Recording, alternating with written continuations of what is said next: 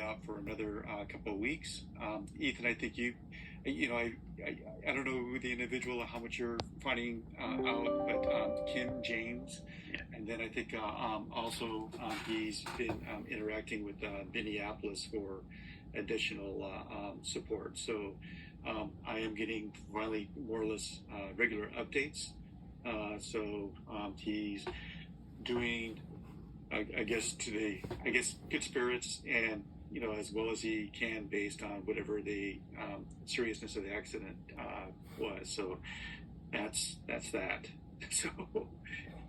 So we'll go through some of the workload as I see it right now. So again, Ethan, I'm still going with the assumption that you're swamped, and I'm guessing that having Jeffrey not around probably has a little bit of an impact on your support for like San Bernardino, or not, or what's going on? Yeah, with that? A little bit. It hasn't been the worst, thankfully. So yeah, it's okay. We've gotten through the bulk of the big submittals already. We were just kind of wrapping those up, when Jeffrey had the accident. So from that perspective, we're doing okay. So yeah, but still pretty busy with San Bernardino, Graco, and then I've been, as you know, Brent, kind of getting involved in a couple of random things, helping out here in the office, just connecting with people. And right, yeah. And so there's going to be that library proposal. Yeah. That I'm assuming that you're going to be, putting, the first pass at it, and then I'll take a look at it to see what it looks like. And I am kind of curious what kind of number, but yeah, like my plug number was like the $40,000-$50,000 range for it, and there's probably some miscellaneous site stuff on that. So we'll see, and we don't have the comments, but that's one of those things you're probably going to want to get to a little bit sooner than later too. Yeah. Okay. Yep, I'm shooting for early this week to take a look at that. Okay. I haven't heard from Fielding if they've heard, talked any more about overall HGA yet, but I'll start writing our stuff down a while. Okay, that sounds good. So, are you, if you need additional help? I mean, how's it working out for you right now? I mean, and what is the additional help that you would need if you needed it? I guess it would be submittals for San Bernardino, kind of the biggest thing, the easiest thing I've got right now to pass off. And so Minneapolis, Paul and Kevin in Minneapolis have been mostly helping there with some help from others, scattered help from others. So that's kind of the approach right now. There's no clear. It's just sort of whoever's got a little bit of time whenever something comes up. So, okay, we'll just work with that. Yeah. Okay, Kevin. So I know that we talked a little bit. So ASL is basically more or less in for the most part. You mentioned that the fire life safety spectral drawings is about the only thing that you have to resolve. Bermuda is what you're currently is your main task.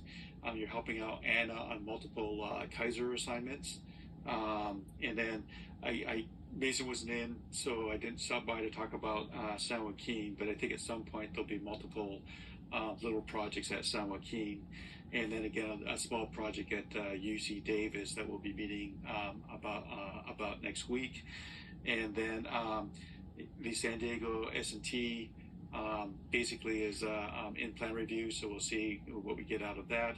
And again, Kim Stone is the person that I typically work with as far as proposals.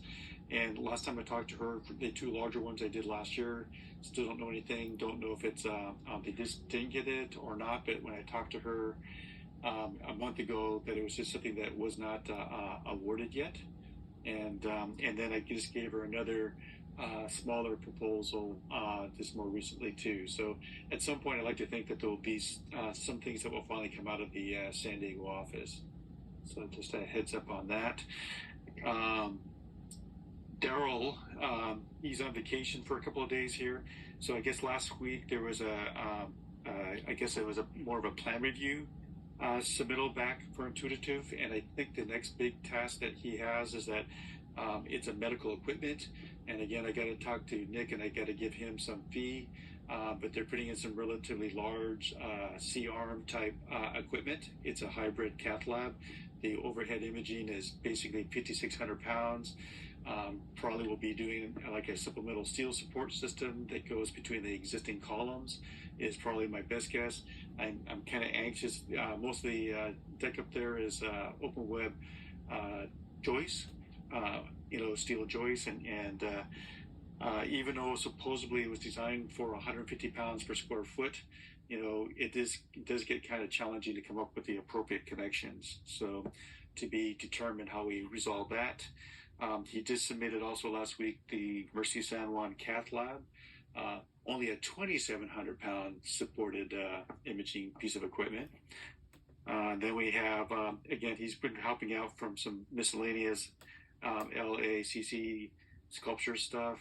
And then his bigger task right now is the carbon project at Stephen Jobs Theater. So we'll see when he gets back. But I think he's mainly got things that have been completed minus and another task on Intuitive, and then the carbon Stephen Jobs Theater. And then Jeffrey, again, we'll have to hold off, but we did get, besides trying to get more help, more tasks for him from the Midwest, which, is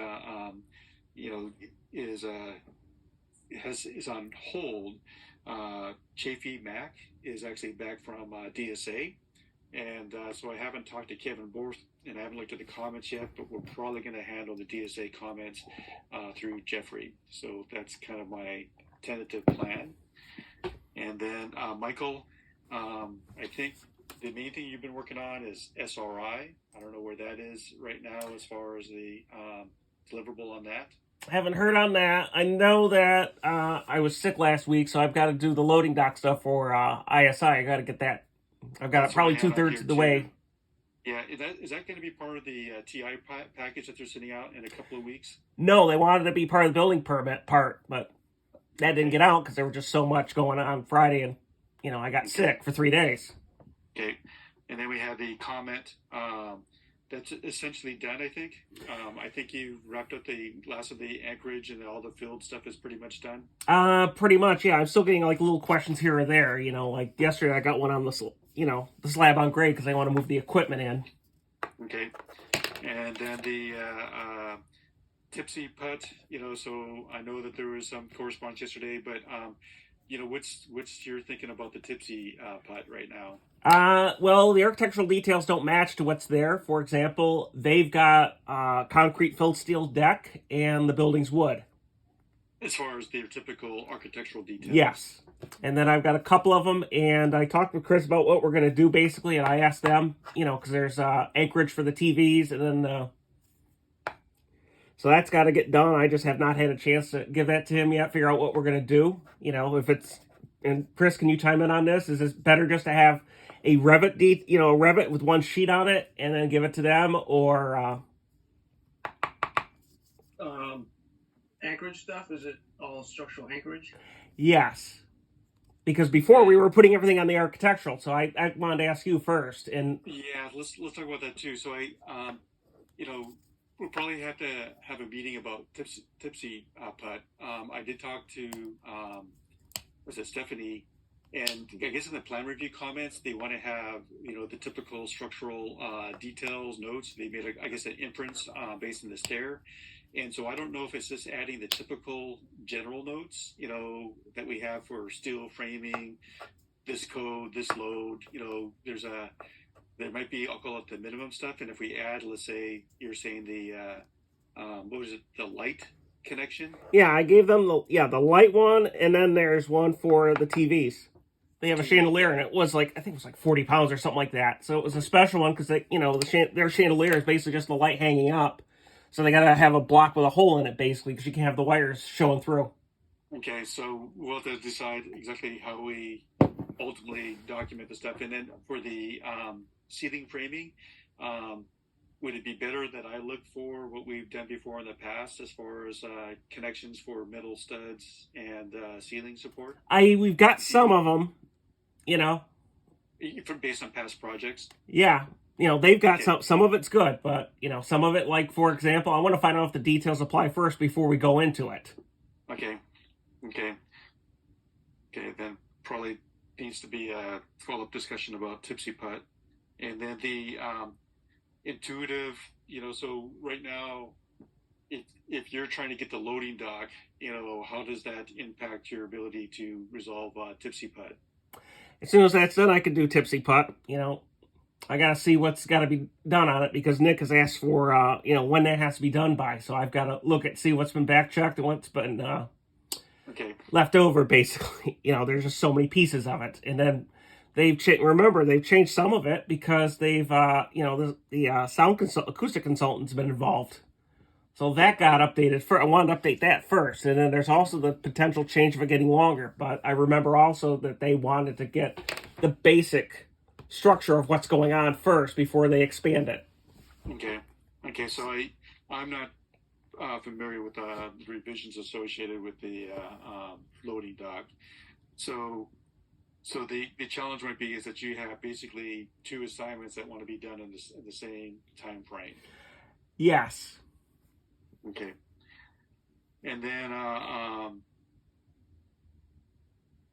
then you also had that report for that damaged architectural column. Did that hasn't started yet. That won't start for another 2 weeks because there's no contract signed yet. Okay. Good to know. So, Michael, as far as the tipsy putt, I mean, do you have these other stuff wrapped up? Minus the fact that, and these, they haven't made a decision about the stair, which way they're going with that. If they're doing a 90-degree, or if they're doing a straight off, or what they're doing. If they're doing I guess a shared, stairs. So that's unknown. Yep. And I guess the ideal too is that I believe they're just using the railing that's existing there and just putting an opening in it. Is that the intent? Let's see. I know they were putting in the glass to replace the existing. I don't know about the railing part. Okay, I don't know if they're doing the glass or not too. They're still doing the glass. They're just replacing the glass that's there, basically. Oh, okay, well that's and they wanted a calculation for the glass thickness or something like that, or yeah, they wanted that. So basically, yeah, I've got that ready. Okay. And I put that on the plans too, just in case, because somebody else could come up with something thinner, Okay, well, we'll have a offline conversation then about tipsy putt, and figure out what it takes to get it done. Because I'm understanding that they want to get that submitted potentially at the end of the week, So that's a conversation I had with Stephanie. So we'll see how that plays out. Okay. Beyond that, Michael, what else what's on your plate beyond that? That's it. Okay. Okey-doke. So as far as red lines, this always is the next question. So, does anybody have stuff for Chris? And I know that that there was an email about the structural modeling and doing the point cloud review at the site, and Nick set up a 2:30 meeting to kind of go over the differences on that. So, Chris, I'm thinking that we have the meeting, and hopefully we don't make any changes except for maybe the fact that on the west end, our call it the plan west end, that there might be actually a different truss depth that needs to be resolved. Yeah, that's fine. If those are my mistakes, then it's my mistakes. But those. Oh, I don't know that your mistakes. It could be just that they give you information and then they're going out there and it's a totally different value. Yeah, and I figured what they build out there versus the builds and whatever. It's common. But I just emailed Nick back. Fortunately, I can't meet at 2:30, Brent. I got pickup duty today and at 2:30 and. I just sent him an email. Maybe we can do it on a different time, but I can't make it on the 2:30 today. Okay, so the original time he suggested was 11 o'clock. Yeah, and so unless he could change it, so Michael, I might have to push out our meeting that we have at 11 o'clock for me to meet with Nick about this structural modeling at the Intuitive Surgical. That's fine. So. Okay, so anybody else have stuff that's associated with Revit needs? Go around the room. So I'll go at the top, shaking the head. Ethan, Kevin. I don't have anything right now, and most of the stuff Anna is picking up. I know that I will have some Apple stuff though. And that would be if Anna's not available, then I could hand it off to Chris, or if she is working on the other Kaiser jobs. So that might make sense that I hand this off to Chris after I get all these updates. If Anna's already working on the others, jobs. But Okay. So Chris, are you still communicating? So you say you normally communicate with Jennifer on Fridays? Yeah, and do you want me to hold off on that carbon? Daryl sent me an instructions to start the carbon thing. Oh no. If you get, I'm always trying to make sure that you have work. So that's that. Don't hold off. Yeah, well, I've been holding off this. Well, he just gave it to me before he left, that carbon one. But with ISI, that was due yesterday or Friday. Right. I can give that off to Anna if she's looking for something. Oh no. What's on your plate, Chris? Yeah. Those trusses have been killing me since last week, and I don't sleep very well if there's the Revit model isn't right. So, we'll know if there's a additional task associated with updating that or not after the meeting. But then work on the carbon stuff, and again, what I keep on mentioning is to the Midwest, because the Midwest always is saying that they're busy and they need support, and then I say, well, Chris talks to Jennifer, and Jennifer says that they're looking for work, and I'm going, there's a mismatch, and then I go, and also, Anna could use additional work, and I said, but you have to work through Chris to understand, our availability, which I say we do, but I want Chris to manage, whatever workload we do to help support the Midwest. So Chris, and I've indicated that it's the relationship is between you and Jennifer to work out. I'll call it the work share between the Midwest and ourselves. Sure.